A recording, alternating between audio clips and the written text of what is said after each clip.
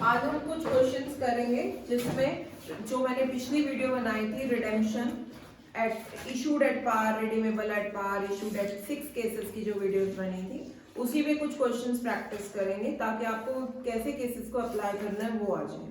छोटा सा एक दो क्वेश्चंस करवाऊंगी, फटाफट से ध्यान से देखिएगा।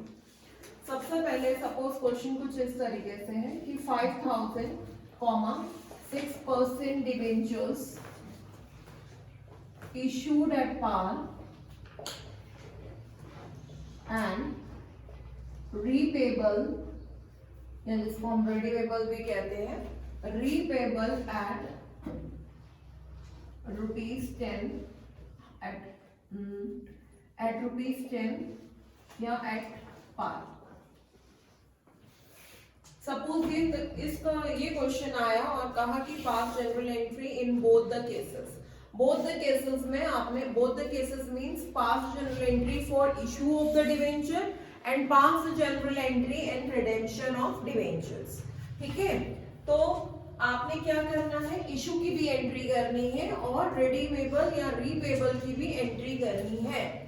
तो आपने जब इशू करे डिवेंचर्स तो आपने इशू कैसे किए हैं, पार पे किए हैं। ठीक है, तो जब हम डिवेंचर्स इशू करते हैं तो एंट्री बनाते हैं bank account debit to 6% debentures application and allotment account. उसके बाद 6% debenture application and allotment account debit to debentures account।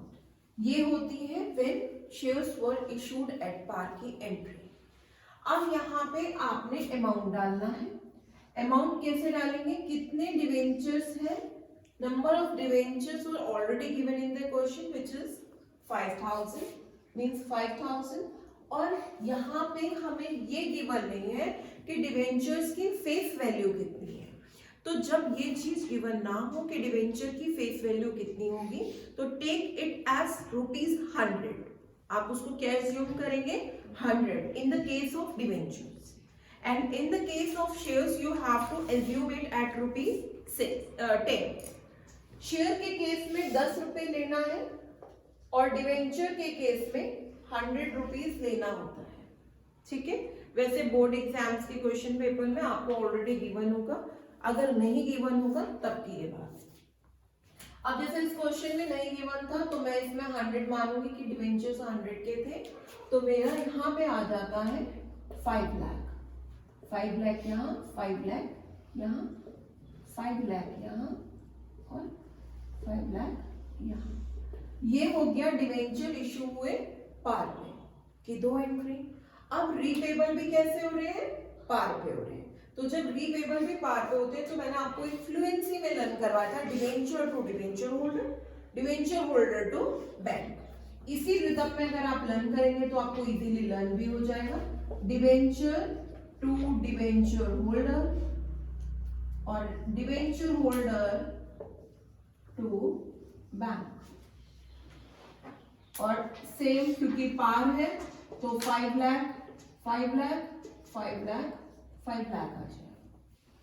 I hope कि ये आपको क्लियर होगा। ये तो बात थी किसकी, पार की। अब हम बात करेंगे जब आपका रीपेबल होगा, इशू तो पार पे हो रहा है लेकिन रीपेबल होगा premium, repayable at premium of 10 ले लेते, 10 का प्रीमियम आ रहा है। ठीक है, तो इशूड कैसे हो रहा है, पार पे। तो भाई इशूड जब पार पे हो रहा है तो एंट्री तो सेम रहेगी, यानी कि अगेन फटाफट से देखेंगे ताकि आपको बार बार देख के एंट्रीज लर्न हो जाए। Bank account debit to 6% debenture application and allotment account. Next is 6% debenture application and allotment account debit to debentures account. ठीक है, इस तरीके से आपने एंट्री करनी है और अमाउंट मल्टीप्लाई कितना होगा, 500 के डिवेंचर्स हैं, 5000 के डिवेंचर्स हैं और 100 ईच है, तो यानी कि 5 लाख 5 लाख 5 लाख 5 लाख। अभी हम फिलहाल इतना करेंगे। अब हम देखेंगे कि रीपेबल में क्या हुआ। तो रीपेबल में जो डिवेंचर्स थे वो जब रिडीमेबल या रीपेबल हुए तो प्रीमियम पे हुए। तो मैंने आपको जो मैंने आपको बेसिक एंट्रीज बताई थी वो आपको बताई थी डिवेंचर टू डिवेंचर होल्डर और डिवेंचर होल्डर टू बैंक बताई थी ना। तो करना वही है, देखो डिवेंचर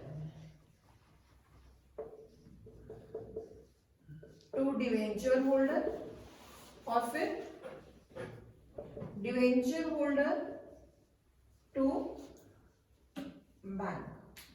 अब क्या होता है, यहां पे जो प्रीमियम शो होएगा वो फर्स्ट वाली एंट्री में होता है और वो इधर सेकेंड वाली एंट्री में इफेक्ट डालता है। अब क्या करना है, आपने इस तरीके से लिखना है, यहां पे डेबिट में premium on redemption of debenture account debit, premium on redemption of debenture account debit. मतलब हमने जब रिडीम करे डिवेंचर्स तो कैसे किए, प्रीमियम पे करे।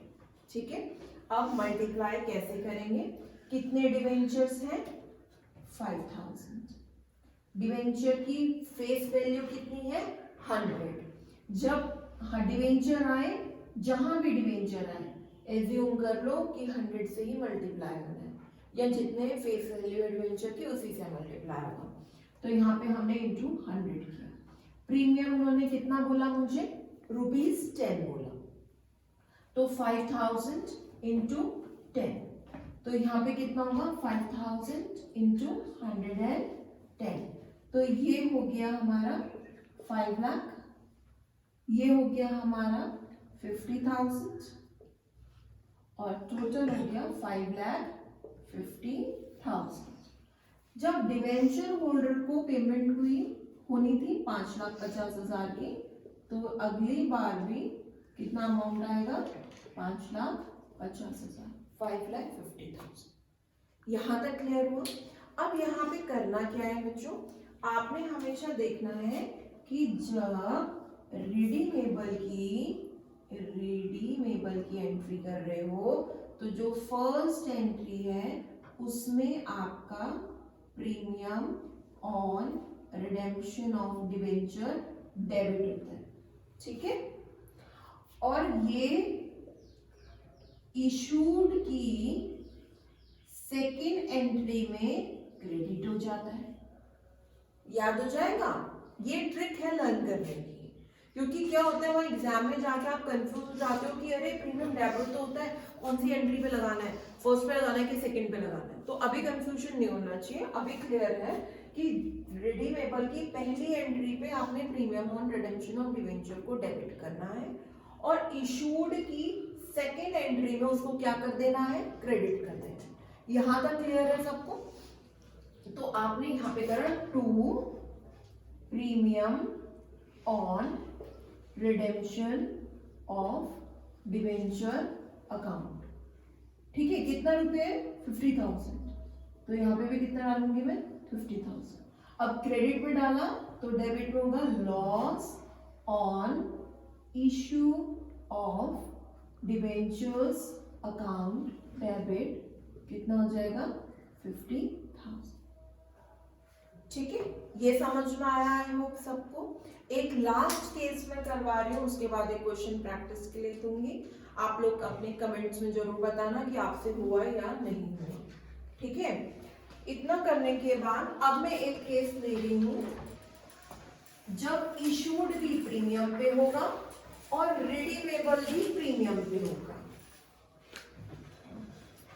तो इशूड एट प्रीमियम ले लेते हैं यहाँ पे ₹10 and repayable at premium 20। ठीक है, तो पहली एंट्री होगी bank account debit to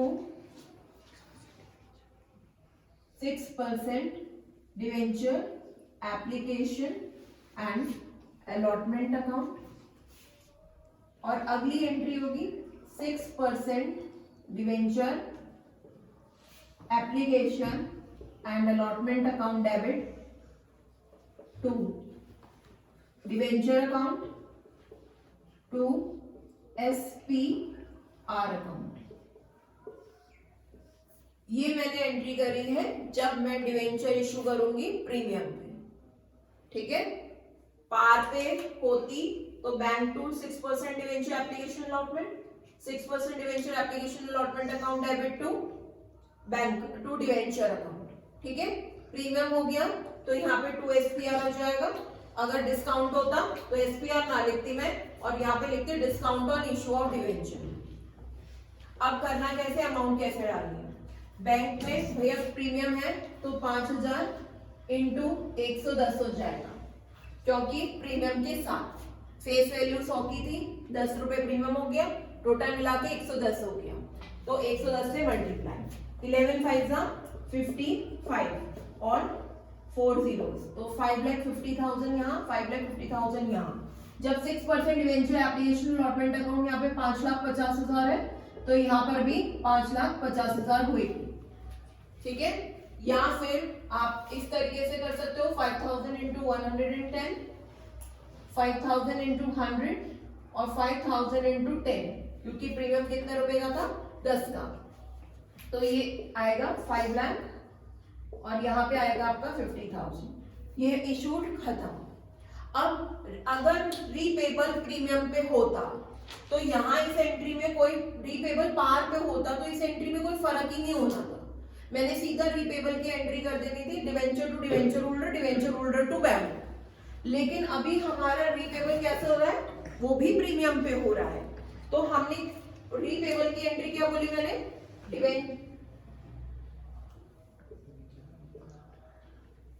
debenture to debenture holder to bank, debenture to debenture holder और डिवेंचर होल्डर टू बैंक।